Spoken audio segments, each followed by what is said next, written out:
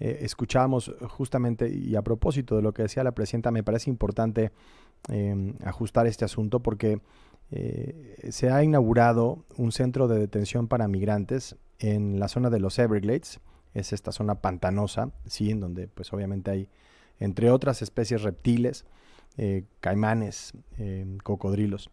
Y más allá el aspecto mediático que pueda tener la apertura de un centro de detención en un lugar así, me parece que está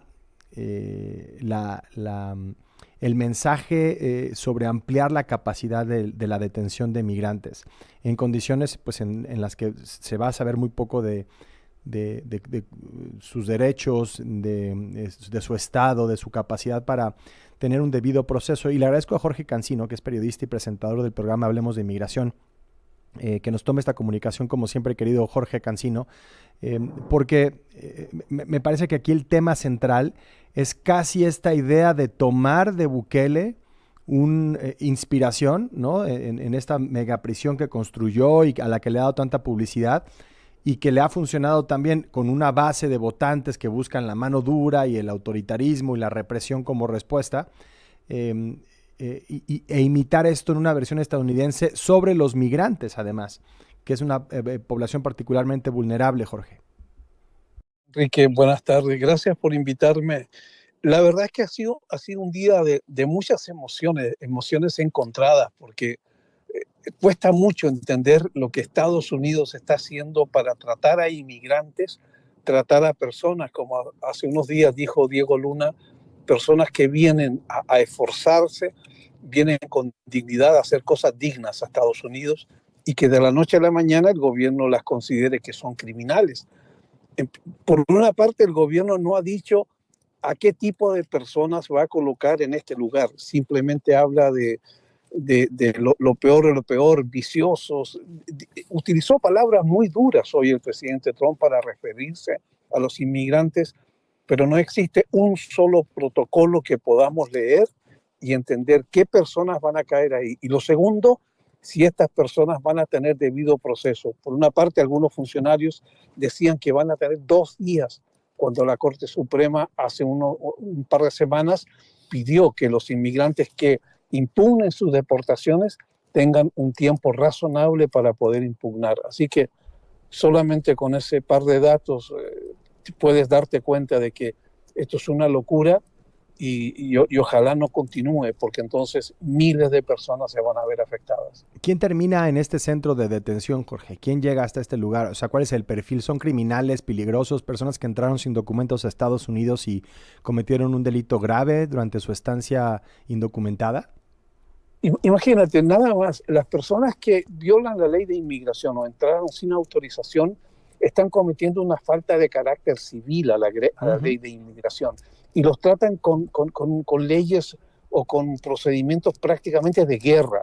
En segundo lugar, las personas, hay un informe, mira, de la semana pasada del Instituto Cato, que indica de que el 71% de las poco más de 56,000 personas actualmente en las cárceles de ahí, 71% no tiene antecedentes criminales. Eso te da una idea de la gravedad de todo esto. Por lo tanto, al no haber mayor información por parte del gobierno, no sabemos, no hay claridad en cuanto al tipo de personas. Y además, de las personas que el presidente Trump quiere expulsar, 930,000 de ellas entraron bajo CBP-1 y 530,000 bajo parol humanitario, unas 600,000 con TPS. Toda esa gente entró, o el gobierno de Estados Unidos como institución les permitió una entrada y legalizó de alguna manera sus permanencias. Ese es el tipo de gente que estamos viendo. Por lo tanto, lo que están haciendo no lo entendemos y es muy grave. Pues sí, pues te agradecemos que platiquemos de esto aquí en tiempo real, querido Jorge Cancino. Te mandamos un fuerte abrazo hasta la Florida. Muy buenas tardes. Otro para ti, Enrique. Buenas tardes. Tiempo real, gracias por continuar con nosotros. Escuchábamos el reporte, el comentario de Jorge Cancino, especialista en temas de inmigración, sobre la inauguración de este centro de retención, de reclusión migratorio en el sur de Florida, en la zona de los Everglades, en esta zona pantanosa. Y lo que significa, el mensaje que envía ahí. Pues decía, una breve reflexión de este momento tan atorado, tan polarizado, no solamente en la historia de Estados Unidos, en la historia del mundo, y esta pregunta fundamental que se plantean pues sociedades en distintas partes del mundo sobre identidad, quiénes somos, ¿no?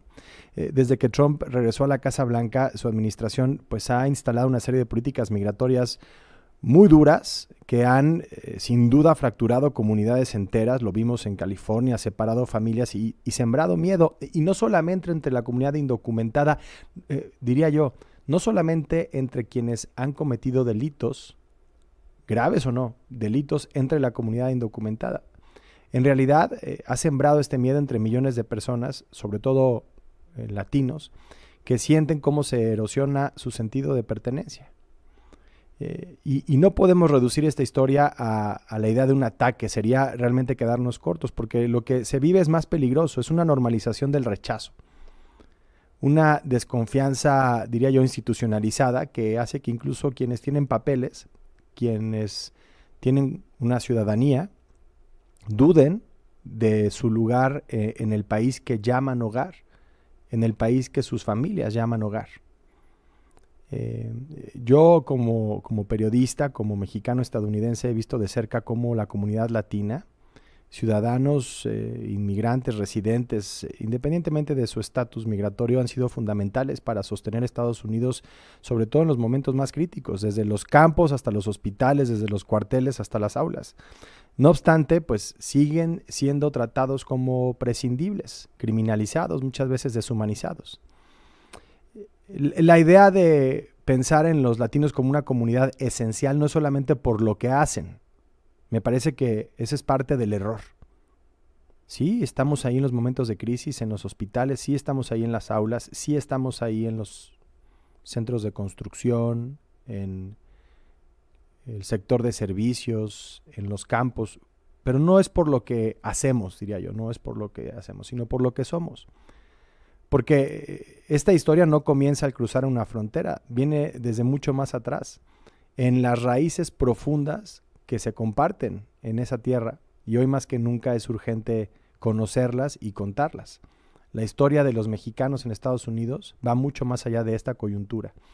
Y por eso, cuando decimos que somos esenciales para Estados Unidos, no solamente nos referimos a las aportaciones económicas, nos referimos al término más amplio de esta palabra, esencial. Somos parte de la esencia de Estados Unidos, de esa sociedad. El español se hablaba primero en Estados Unidos, en Texas, en California, en Arizona, en Nuevo México. Y todo esto es parte de una historia que no se puede negar y no se puede tratar de ocultar. Y ha pasado antes, con el programa Bracero, en otras instancias en donde se ha necesitado de esta mano de obra, de estas contribuciones esenciales. Pero por eso no podemos limitarnos simplemente a pensar que la importancia de los latinos, de los mexicanos estadounidenses en Estados Unidos, viene de lo que aportan, de lo que hacen. No, es de lo que somos. Porque la identidad estadounidense no se explica sin las aportaciones mexicanas. Y la historia está